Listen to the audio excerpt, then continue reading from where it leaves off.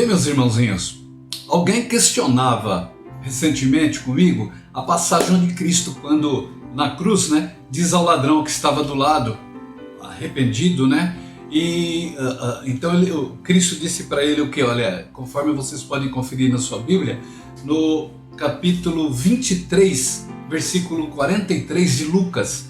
Então Jesus disse para ele, olha, em verdade te digo que hoje estarás comigo no paraíso.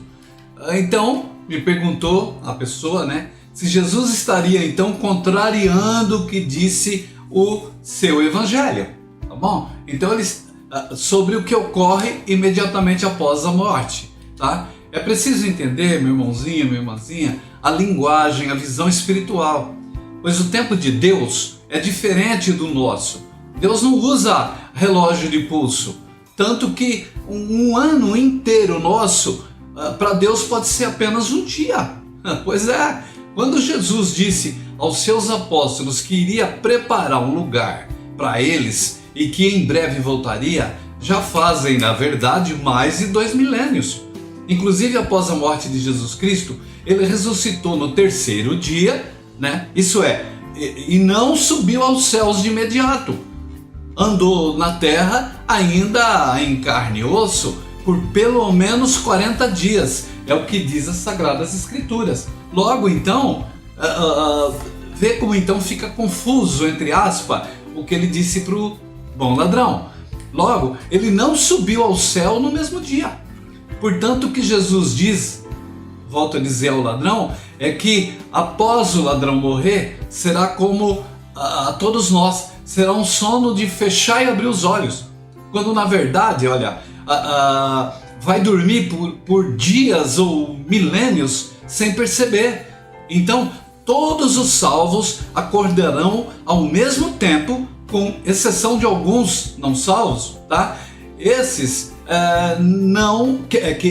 retornarão inclusive ao sono depois, tá bom? Portanto, aqueles que participaram diretamente do sacrifício de Jesus e outros que de tantas maldades, esses vão ressuscitar juntos com os que serão salvos, só que ficarão em terra, apenas para assistir a vinda gloriosa do Cristo, para assistir aqueles que são dignos do reino eterno de serem arrebatados, levantados, e eles voltam a dormir com os demais que vão ficar, tá? Os demais, que serão a grande maioria na terra, continuarão dormindo, tá bom? Até o juízo final, que acontecerá 1 milênio após a segunda vinda de Cristo, tá? Todos que morreram, com exceção de Jesus Cristo, até hoje, estão em sono profundo, incluindo a sua mãe Maria, com os seus apóstolos, tá bom? Confira na Bíblia Sagrada, meu irmãozinho, em Eclesiastes, por exemplo, no capítulo 9, versículo 5, tá lá, olha, abre aspas,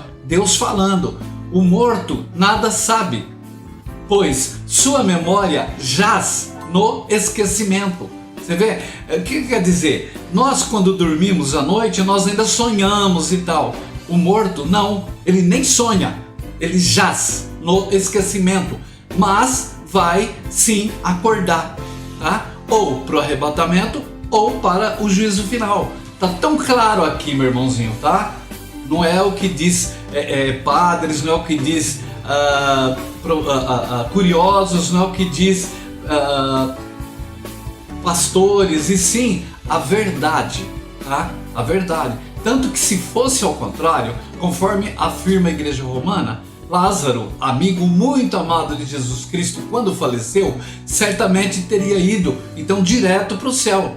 E por que motivo então Jesus o traria de volta para esse mundo cheio de percalços, de promiscuidades e de sofrimentos e sacrifícios tanto, tá? Uma vez que ele já estaria gozando as maravilhas celestes para a vida eterna, como diríamos aqui, já de asinha.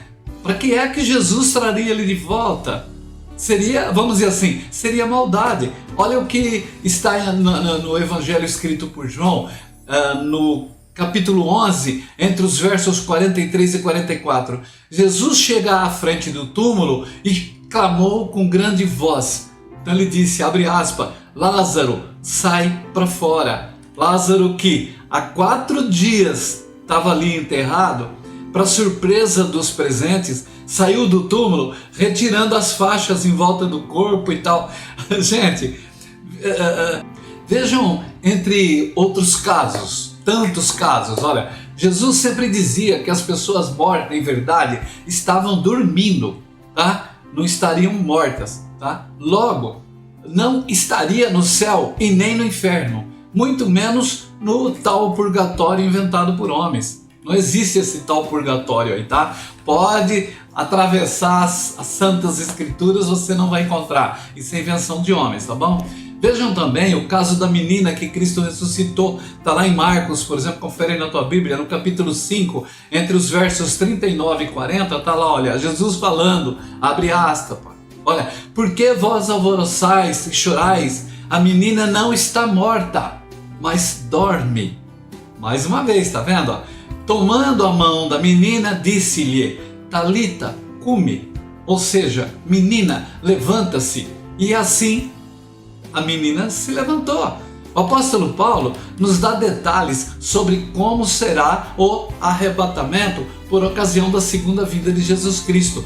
Confira também, meu irmãozinho, aí na tua Bíblia, na primeira carta aos Tessalonicenses, o capítulo 4, verso 16. Ele diz lá, olha, porque o mesmo Senhor descerá do céu com alarido e com voz de arcanjo e com trombetas, tá bom? De Deus, tá? E os que morreram em Cristo ressuscitarão primeiro. Está dizendo o quê? Aqueles que já estão mortos, que já estão dormindo, vão ressuscitar antes dos que ainda, entre os escolhidos, estarão acordados. Tanto que ele confirma depois, já a seguir, no capítulo mesmo 4, no versículo 17, ele diz, olha, Paulo, ele diz, olha, depois os que estiverem vivos, tá? Seremos arrebatados, quer dizer, ele está falando para que se fosse hoje, nós, tá? Seremos arrebatados juntamente com eles nas nuvens, juntamente com os que ressuscitaram, tá?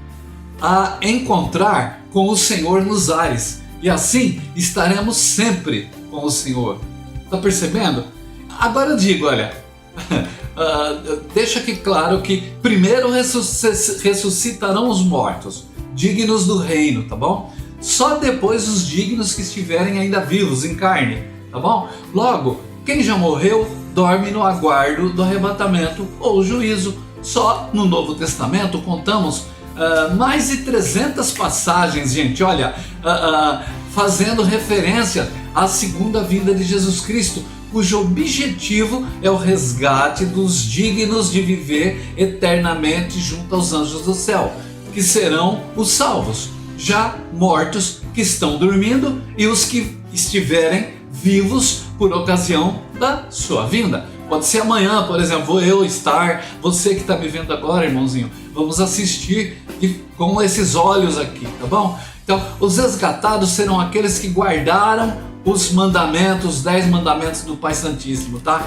Assim como os que foram e são testemunhas de Jesus, conforme em Apocalipse 14:12. Para todos que morrem, segundo as Escrituras Sagradas, é como uma luz que apaga e a seguir ela acende. A sua alma se mantém dormindo, mesmo que passem milênios. Se os que morrem imediatamente à morte já fossem direto para o céu ou para o inferno, como afirma a igreja, por exemplo, romana, logo os salvos não necessitariam de ser arrebatados. Portanto, a segunda vinda de Jesus, pense bem, irmãozinho, não faria sentido. Se a vinda dele é para buscar os que foram conscientes da palavra, aqueles que seguiram conforme o que Deus nos manda, não conforme o que doutrinas inventadas por homens manda, e são os escolhidos, e ele vai vir para buscá-los entre mortos e ainda vivos. Nesse caso, para que Jesus viria então? Buscar quem? Acordem, reafirma, meu irmãozinho, minha irmãzinha, desperta enquanto é tempo, livre-se da hipnose do catecismo romano e salva sua alma. Em nome de Jesus, amém.